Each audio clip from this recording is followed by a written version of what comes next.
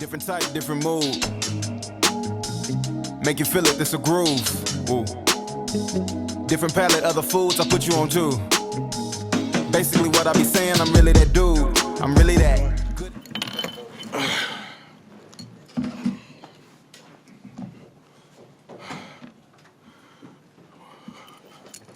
Wonderful game.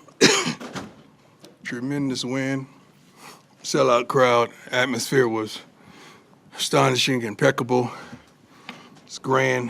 My first time ever truly experiencing that at the college level. Tremendous to see all the celebs, what do you call it? The celebs and what do you call the people that played him before? Alumni. Thank you. I went blank. The alumni coming back, it was tremendous. And seeing the kids take the field at the conclusion of the game was unbelievable. I'm proud. I'm happy to be your coach. I'm proud to coach these young men. I think 16 million viewers in the last two games. It was tremendous. One of the largest, second most streamed game on Fox in history. Number 10 most watched regular season college football game in Fox history. Pretty darn good to get started. Let's go. I'm ready. Matt Smith, 104.3 The Fan. Coach, last week the message Say it again. Last week the message was it's personal. Uh-huh. This week you're also facing a rival, so is the message it's also personal, or is it more little brother week? Well, God hasn't given me the message yet. When He give it, I promise you guys will be first to know. Coach, How you doing? Costello, Associated Press. Pleasure. I want to ask you, you were very specific in bringing your coaches here that you knew their mindset. Mm-hmm. But when you also brought them here, you have let them be themselves, given them their autonomy. Right.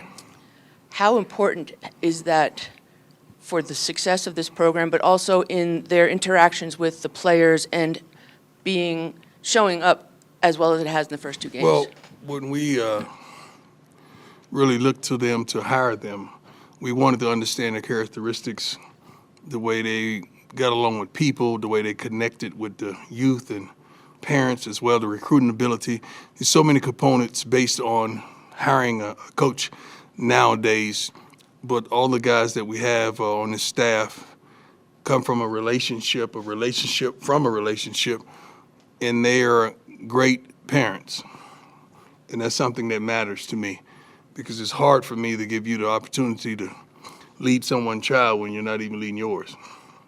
So that's one of the components that I truly look for. But these coaches are unbelievable, and I don't try to tell them how to do what they do. I may be the navigational system every once in a while, but we brought them here because they were really good at what they do, and I'm proud of them.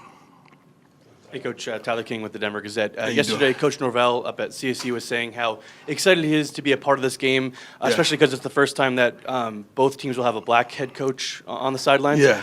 Just curious for you what that means. They had a black head coach last year, didn't they? No, for both CU and CSU in this rivalry to have. They didn't play him last year. What about the year before that? They didn't play him either? Oh, thank you. I thought they did that. My bad. Okay. Yeah, what I hear, I haven't met this gentleman, but I hear he's a good man. I know he's a great coach. He has those guys playing hard. I like that. I'm glad he said that. I like that. And just for you, I mean, I'm just curious what it means for you each time you do get to face another fellow black head coach on the other sideline. I know this will probably be the only time this year. Unfortunately, one of the brothers got to lose when you face another black head coach, unfortunately, and you want to see us win. I mean, that's the thing. But besides that, man, it's just tremendous getting this opportunity and allowing the nation to see that we are more than capable of doing a suffice and sufficient and a great job. So I'm happy he pointed that out, and I have the utmost respect for him, truly. Hey, Coach. Jack Harlow with Buffalo's Wire. We saw a video that came out of practice yesterday of some of your players saying that a lot of the Louis luggage hasn't even seen the field yet. Would you agree with that statement? I haven't seen it. I haven't seen it.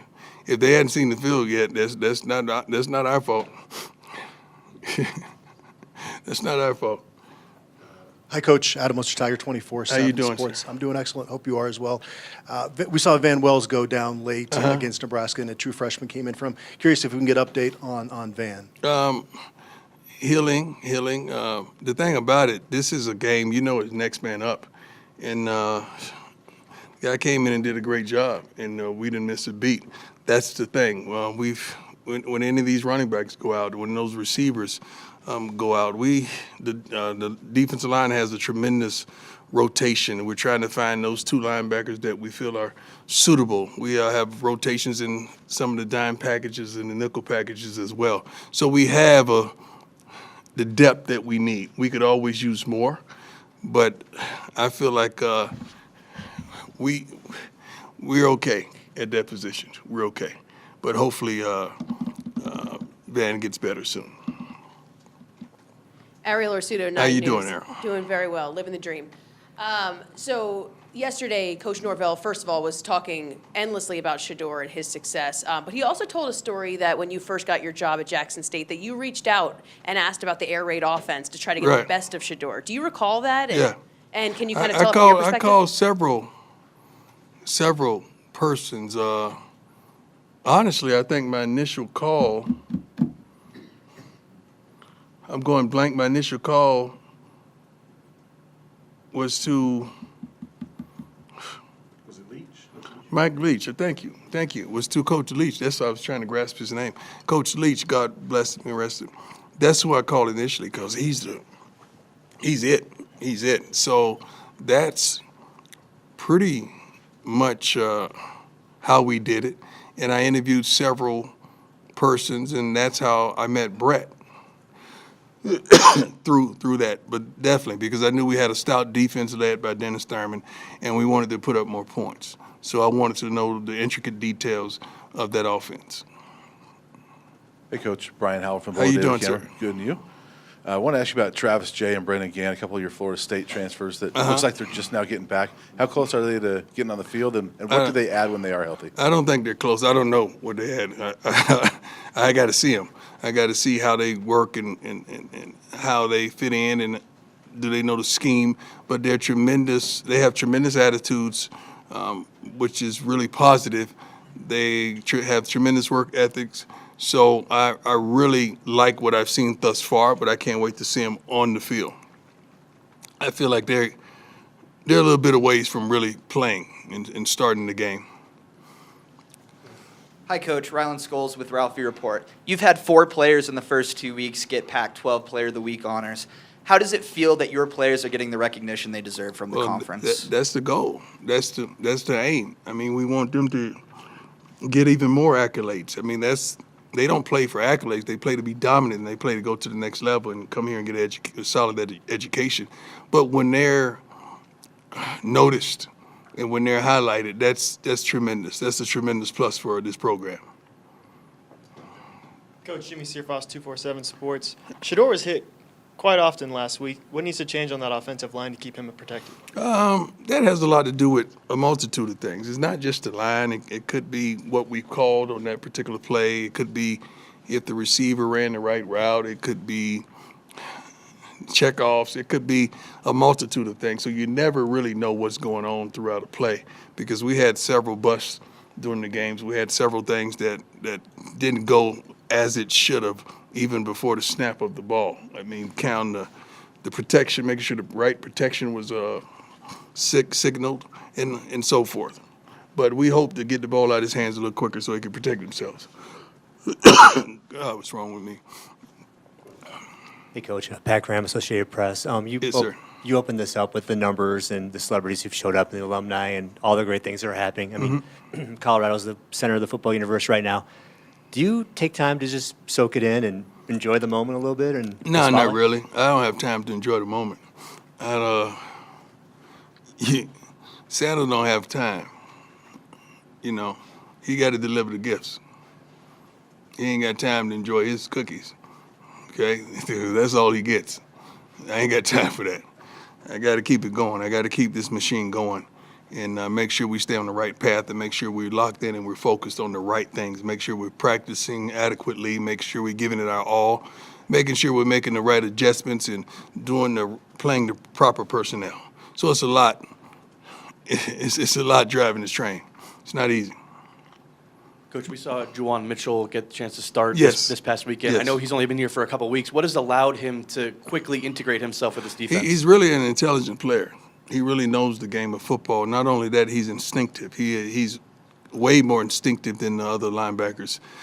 He's very physical, and his aptitude for the game, like he knows football. That's the main thing. Getting in here that quickly and learning the scheme is phenomenal. But he loves the darn game. Coach Sean Keeler at the Denver Post. Shiloh visited Colorado State, didn't he? 2018, when they brought Shador with him. He and Shador. What did he tell you about there? And I understand they might have reached out to people from your camp a couple years ago about going up there as well. What do you know about Colorado State? I don't know much. I mean, I think, was it Coach Bobo was there? He was, we had a relationship, and he recruited my son, so that was, I know they had a good time. They really did. I think they got in an argument on the trip. I know they called me that night fighting with each other, probably about the room, or trying to bring a girl to the room, something stupid like that. I promise you, and the other one probably didn't want to leave. That probably was it. I think that was it, matter of fact. But they enjoyed the trip tremendously, but I think they enjoyed it here much better. Coach, you brought up the other day about how your attractability right now with offensive and defensive line isn't what it is with DBs. As you recruit kind of during the season, put that plan out, what is your focus and how do you change that? It's already changed. I say that so you can highlight it, so you can print it and run with it, and you did just what I wanted you to do, so thank you. I appreciate it.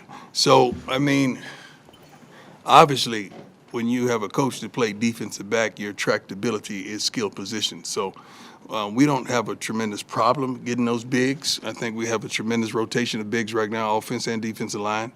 You haven't seen the offensive line as of yet because the solid 5 has been in there, but now we have a 6 going in at center. But trust me, those guys are coming. They're coming. We're receiving so many calls at this point right now. It's absurd. Just inquiring about what we do and how we do what we do in visitation, desiring to come on a unofficial or official visit. So I'm liking where we are right now. I'm truly liking that. Hey, what's up, Coach? Jake Schwannis, DMVR. How you doing? Doing great, sir. How are you? Excellent. You showed this at Jackson. You guys only went for it on 4th down once last week, but where does that kind of tendency, that aggressive tendency to go on it for on 4th down? That's just believing in the team. It's believing in the staff. It's believing in understanding the flow of the game and the different possibilities of the game. A lot of things that you see that we may go for it, we've already rehearsed that in practice. We already gone over that situation several times during the week because we had an inclination that we may be at 4th and 2 or 3rd and 3, you know, in that particular yard line where it's kind of risky for a field goal and too close to punt. And your defense is playing well, so you might as well give it a shot. But we go over those situations in practice. Hey, Coach. Nick Rothschild, Denver 7. How you doing, sir? Good, good. Thank you. Love the video with you and Peggy in the locker room after the game, and you said you're proud to be the head coach here in Boulder. And considering all of that, do you get a sense for what the Rocky Mountain Showdown means to the state of Colorado and how important it is for not only the alumni and the people in the state, but the kids, the high school kids coming up watching? You got to give me one at a time. Now, you just got me all hyped up about the Nebraska thing. You just bombarded me about that, right? And there's tradition. That was tremendous tradition. Now you wanted me to understand about the Rocky Mountain Showdown. So you got to give me some verbiage or some literature on something, you know, just to brief me. But trust me, this isn't my first rodeo when it comes to that. I think the Falcons and the Saints were quite a showdown, as well as playing against the 49ers, as well as the Cowboys, 49ers. I could keep going. Cowboys, Philly, you know, Cowboys, whoever, was always a darn showdown. Baseball as well. So it's always some type of adversity that you have against someone in close proximity of you. Yeah, I had 2 divorces, which was heck of a showdowns too. So don't tell me about a showdown. Hey, Coach, Carlos Bryant, DSM. Just wanted to ask you about Arden Walker, a local kid transferred in from Missouri. Can you talk about how his game is elevated since he's back in Colorado? Well, he was that guy. We're lucky to have him. We're lucky that he's truly contributing for us. He can plays with a lot of energy, but just a great overall young man. And I'm proud of the man he is on and off the field. I truly am. Hey, Coach, about the protection again, it did seem like a lot of those sacks happened. Shedeur was telling us after the game that it took him a little bit to settle in. And a lot of those sacks were happening then.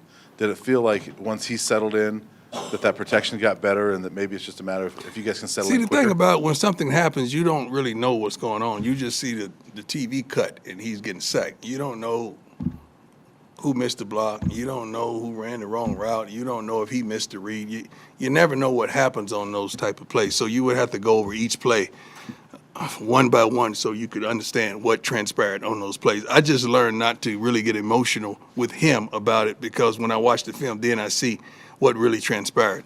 So I don't really get upset with him. But I know for a fact he's not one to hold the ball. He's not one. He pre-snap reads are excellent, and he knows where he's going with the ball normally. So when something happens and he's getting sacked, something tremendous was supposed to happen that didn't go the way we wanted it to go. I trust him, hopefully.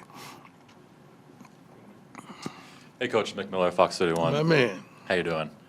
2-0, and obviously the first 2 wins, you guys win in different manners, but it feels like the mentality of the team is not being satisfied and trying to continue to build. So going into the game against Colorado State, what is it going to take to be able to be dominant in all 3 phases of the game for all 60 minutes? Well, we wanted to get out to a great start in practice today. We cut practice down a little bit, but we wanted it full speed and a tremendous tempo, which we got out of the guys. We got to get started. Oftentimes, coaches, teams, they wait till Saturday to get started. You get started today. You get started on the scouting report this morning. You get started when you touch that field, when you snap on that chin strap. And having a good start translates to a good start on Saturday, and that's what we need.